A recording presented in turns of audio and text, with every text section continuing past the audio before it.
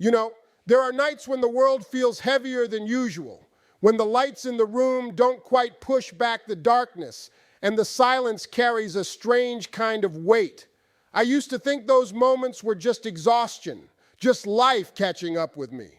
But lately, I've started to believe there's something else, something like a whisper, a reminder that for all my confidence, for all my assumptions, I don't know half as much about this life as I pretend to.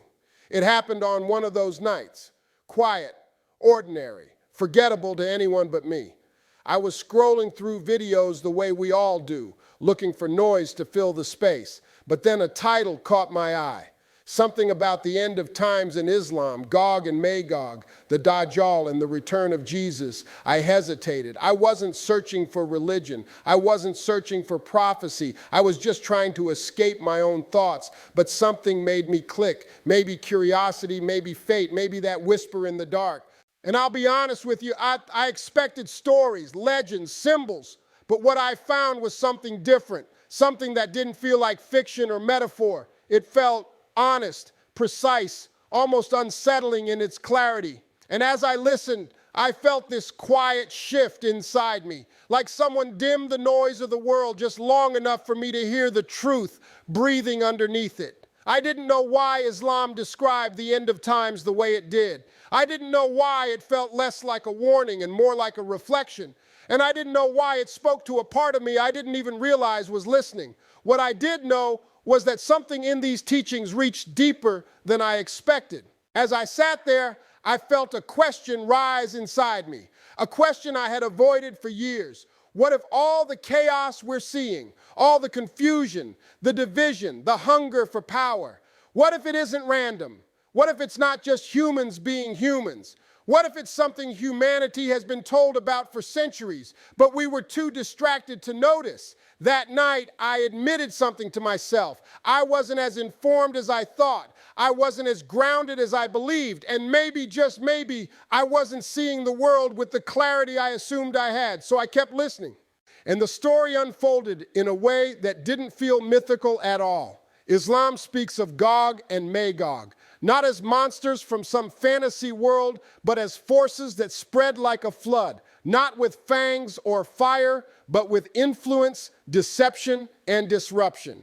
Movements that spill across borders, across screens, across minds, until the world is full of motion, but empty of direction. It describes a time when people will confuse noise for truth and speed for progress. And I felt that. I felt it because I've lived it. Then came the teaching about the Dajjal, the deceiver, not a creature of nightmares, but a figure who weaponizes confusion, a presence so persuasive that even those who think they stand on solid ground might find themselves sliding without even realizing it. It's not the kind of evil that announces itself. It's the kind that whispers exactly what you want to hear, the kind that shows you the world through a broken lens, convincing you that the distortion is the truth. And then the part that I never expected, the return of Jesus, not as a symbol, not as a myth, not as a distant idea tucked into scripture, but as a leader of justice and mercy, a man Muslims love, honor, and wait for with a devotion I didn't know until I studied it.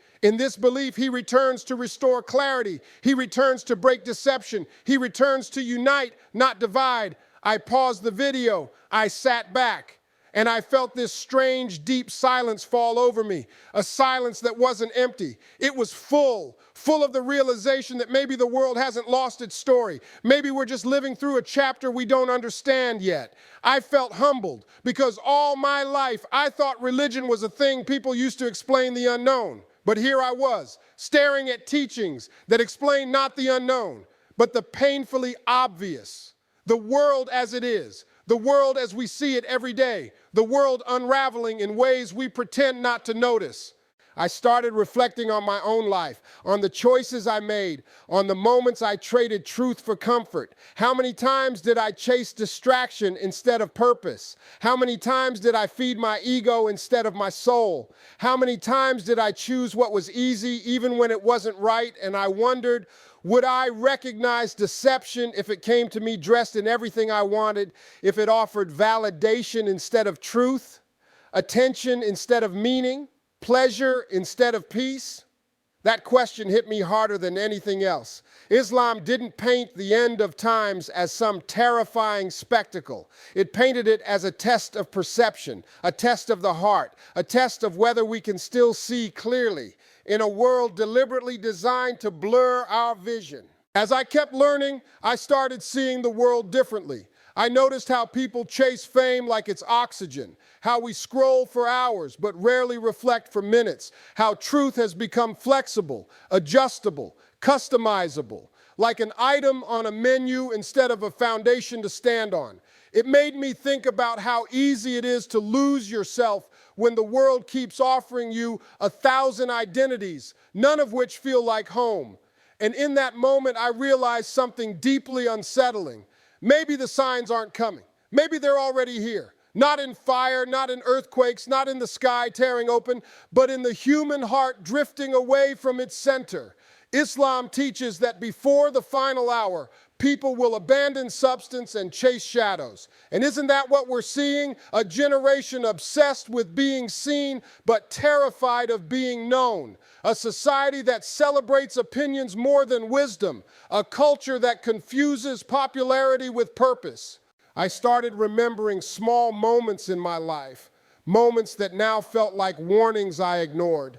The time I chose pride over apology, the time I let bitterness linger longer than compassion, the times I convinced myself I was right simply because I didn't want to admit I was wrong.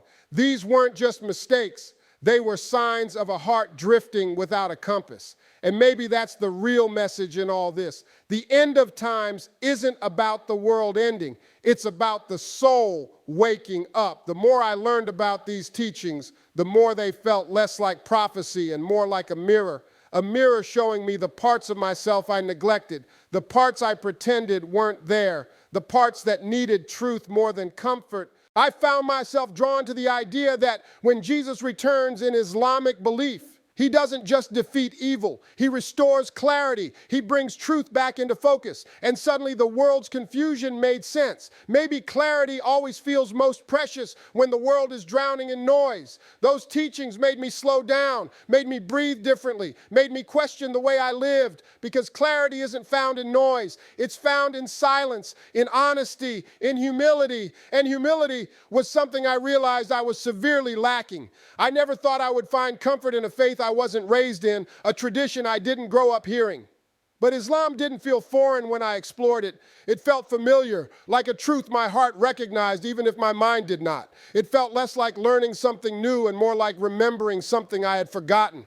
And here's the thing that surprised me the most. The more I learned about the Islamic end of times, the less fear I felt. Not because the teachings are gentle, they're not. They're honest, they're direct, but they're also hopeful. They remind you that even in the darkest chapters, mercy walks beside justice. That truth isn't extinguished by chaos, it's revealed by it. I realize that if God offers guidance, it's not to warn you of a disaster. It's to prepare your heart, to strengthen your sight, to teach you to see through the fog when the world tries to blind you. And for the first time, I understood why people find comfort in faith, not because it promises an easy life, but because it reminds you that you're not meant to navigate this life alone. As I sit here now, the same room, the same silence, the same dim lights, I feel different, not enlightened, not converted, not transformed into someone new, but awakened, a little more aware, a little more honest, a little more grounded. Because here's the truth I didn't expect to learn.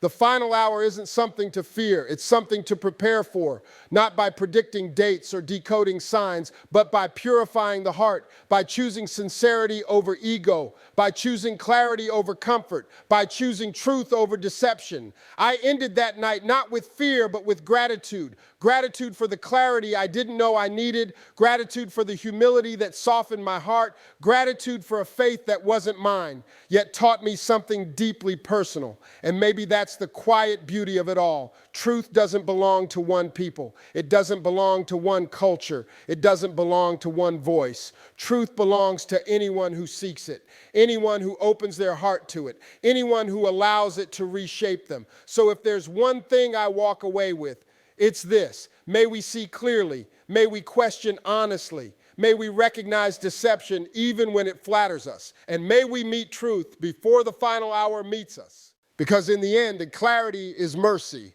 And tonight, for the first time in a long time, I feel at peace.